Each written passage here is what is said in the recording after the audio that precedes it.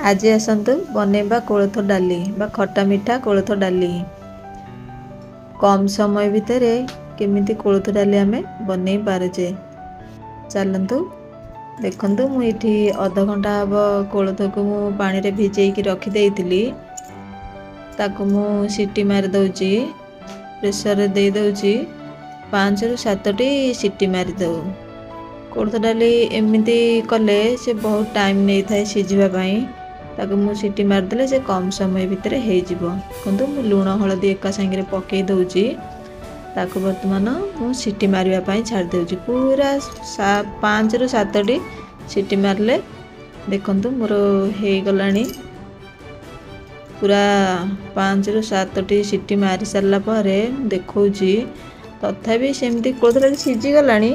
ताई सेमती गोटी गोटी अच्छी मु ताको भल से ताको घोरी दउची।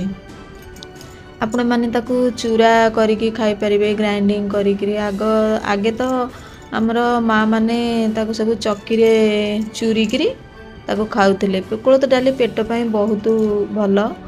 आपण माने जहा सब खांतु ना काहेकी किंतु सप्ताह को थरे कोलथ डाली खाइबे, पेट पई बहुत भलो। देखंतु मोर हे गलानी घराटा। मु एठी गरम पानी देबा पई मु बसई देइतिली। गरम पानी अधरे मु गरम पानी दे दउची। देखंतु आजिकल का पिला तो खाइबा को ये डाली पसंद करू नांदी। तांको बुझेई बाजेई तांको कहबे पेट पई ये बहुत उपकारी जिंस। सप्ताह को थरे आमे कोलथ डाली खाइले हम पेट पई बहुत भलो कहले खाई देबे। चूरा खाइबा को तो पसंद करिवेनी आजिकल का पिला, किंतु एई भली प्रोसेस रे करले से माने खाई देबे। बंधु मु खंडे आंबुल पकई दउची। गोटे पाळा आंबुल पकेले बेसी खट्टा हो जे बेली ताको टिके बैलेंस करिया पई, खट्टाटा को बैलेंस करिया पई मु हाफ चमची एथरे गुड़ पकई दउची। बेसी खट्टा लागिबनी। आपण माने गुड़टा को स्किप करि पारंती, गुड़ न पकई पारंती। देखंतु फुटण पई मु नै जाउची जीरा सोरिष। एथरे बेसी किछि तो पक्का हुए नी कोलथ डाली रे। ए बड़ी प्रोसेस रे कले कोलथ डालटा भलो लागे। टिके भुर्सम पत्र पकई दउची। कोलथ डाली की तो रसुण छुंकटा बेस्ट बढ़िया लागे। कोलथ डाली की रसुण छुंक कले भलो लागे। आपण माने रसुण छुंक करी करी एई बड़ी प्रोसेस रे करिकी खाइबे। किपरि लागिला मते कमेंट रे कहिबे। प्लीज मो चैनल को सब्सक्राइब करिवे। ए भली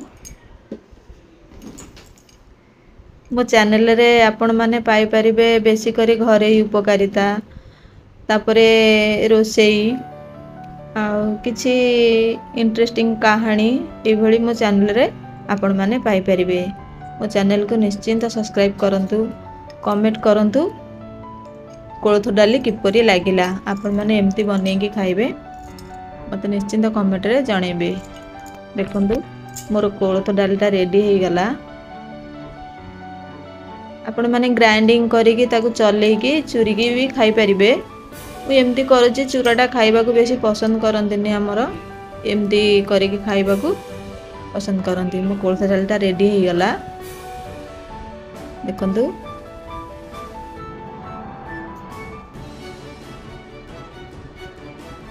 एमती बनेबे, खाइबे, किपरि लागिला मते जणेबे।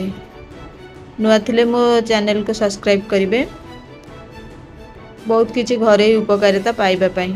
रहूची नमस्कार।